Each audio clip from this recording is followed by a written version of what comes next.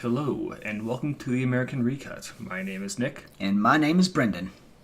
Tonight's American Recut is about the Umbrella Academy. A disbanded group of superheroes reunites after their adopted father, who trained them to save the world, dies. This series, created by Jeremy Slater, based on the Umbrella Academy comic book series by Jared Way and Gabriel Bach. Alright, that is what we watched for this week, since there's not much in the theaters this week, unfortunately. So, Brendan, what were your thoughts on the Umbrella Academy? I was for the series for the first half, but the enthusiasm kind of died in the last five episodes or so.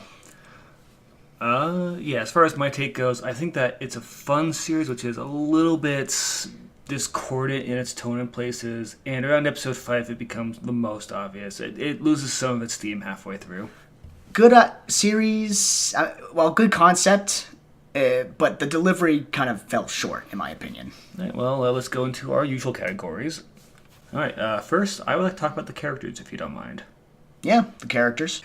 So the characters, what were your thoughts on the strengths of the characters? Were they good? Were they kind of mediocre? How do you feel about them? The characters were fascinating. Each had their own little unique arc. Some arcs were bizarre, if not weird, but, I actually do agree with you there. I think that the characters at their core have some interesting ideas to them and have an interesting miniature arc that goes with them, but a lot of times they're not quite done justice, or they feel a little bit shoehorned in places. It's like you and I have said before, there was some leeway because it's a series versus a movie, but, again, the delivery kind of fell short on some of these characters. I disagree. I feel like with the concept of this series, which is kind of an X-Men meets real world type thing, having interesting characters who are flawed in their own way is a lot of the charm of the series, and it doesn't quite keep its scope on that, which is a shame, but I think they are interesting in concept, even if not necessarily in execution fully. For the effect of the show, I think that they were actually done fairly well. I feel like they're done tastefully and generally with a minimalist approach to it, where with a lot of shows like this, shows that are on the CW or shows like The Flash or Supergirl, you see them kind of use these effects that look super cheesy and terrible and overuse them. Whereas with this show, they find ways to show off the powers of each character in ways that are either visually interesting, such as in the first few episodes, or in ways where they can kind of do it off camera. Right. Which works really well for these characters and for the show. Themes? I think there were some themes about, like, family. Well, some themes about family, but also, I think one theme was, kind of humanize superheroes, show that, they're just as fallible as regular human beings. If they were real superheroes, which there are not. No, they're not. They're not your conventional superheroes. They're that world's interpretation of superheroes, because they were pretty... I feel like there is a theme of what would happen if superheroes were in the real world, which kind of gets lost at some point. Because that shows up early on for the show, but as the show goes on, we kind of lose the real world and get wrapped up in these mini-plots that are just evolving in this. Right. Conceptually, good idea, but... It doesn't have the follow-through that I would have looked for in a show like this. Right.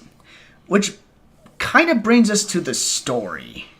I feel like it's weak. I feel like the story hinges on this theme of superheroes wouldn't work in the real world, but then we leave the real world behind at some point and get too much into superhero stuff. Right. Now, a little disclosure here. Now, we did not read the comic books. No. But this show has like 5 writers.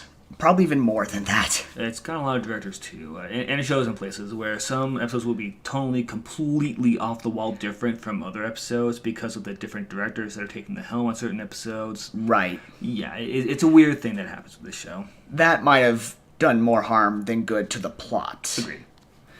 I think that as far as the plot would go, I would compare it to kind of a Watchmen-esque plot, but not done quite as tonally straight. Yeah. So it's a little bit of a mashup between Mystery Men and Watchmen, where it kind of jumps between these two tones. And I have a love for some shows that do this kind of thing. Shows like BoJack Horseman or Futurama, where they do kind of bounce between the ultra silly and the ultra serious. Right. But in those shows, it feels like there's a purpose to them, bouncing between them, and some of the weight of those moments is affected by the other.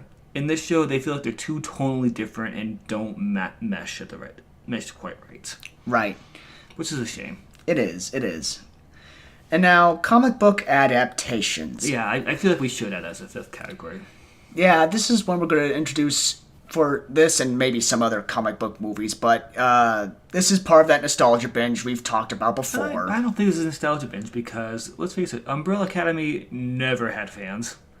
This is not one of the big five you would ever hear about. This is one of like the niche ones that someone dug up and was like, oh, Right. this is a thing. Right. It wasn't as renowned, but it was a big franchise in, I think, 1997. I don't even think then. But no, like you said, that's fair. Someone dug it up and said, hey, maybe we can make this into a series. We've got our own Watchmen. But it suffers from a lot of the problems that straight comic book adaptations suffer from, which is that it falls too closely to the plot, uses a lot of the comic bookish stuff, which movies, like Marvel movies especially, try to really distance themselves from the comic book angle for a long time. They've only just started kind of bringing that back into their movies. Yeah. And I feel like this one also suffers as a result of that. Since you get a lot of the stuff where if it was a comic book, it'd be something where you'd roll your eyes and say, it's fine, it's just a stupid comic book story. But for a Netflix show, it ends up adhering to a higher standard that it doesn't live up to. That's a good point. No, I mean, if this were a conventional comic book movie, everyone would just roll their eyes and say, okay, it's an action series, right? Or, yeah, just like a Saturday morning cartoon-esque series. Well, I suspect that's what people are still going to do is kind of say, it was so meaningful and deep, even though it didn't really have much it was doing that was meaningful or deep compared with some of the more inspirational and interesting stories that have been told in comics before. But I feel like because of the comic book series, it gets a free pass because, I love comic books. I love when that guy punches the guy in the face. Right. All right. Well, this has been the American Recut. Feel free to join us in the... I think we have one more session first before you do that. All right. Would you recommend watching this show now that we talked about the points of it? I would. Especially the first five. They really do draw you in, and you do got to find out how it ends. Sorry. I feel like I would not recommend this if you're looking for something more serious like The Watchmen or something like some of the darker comic book series that deal with the real world connection. But if you're looking for something that's kind of like Mystery Men but done slightly better and with a little bit of a serious tone to it, go for it. Ultimately, I'd say it falls in that very okay category, okay to good.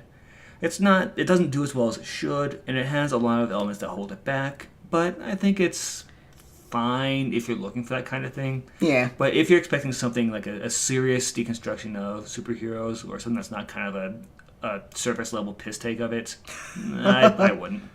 Right. At least it's only 10 episodes. Well, they're pushing for a second season, it looks like. They certainly leave on a cliffhanger. Yeah. All right. Well, this has been the American Recut. Thank you for joining us, and feel free to join us for our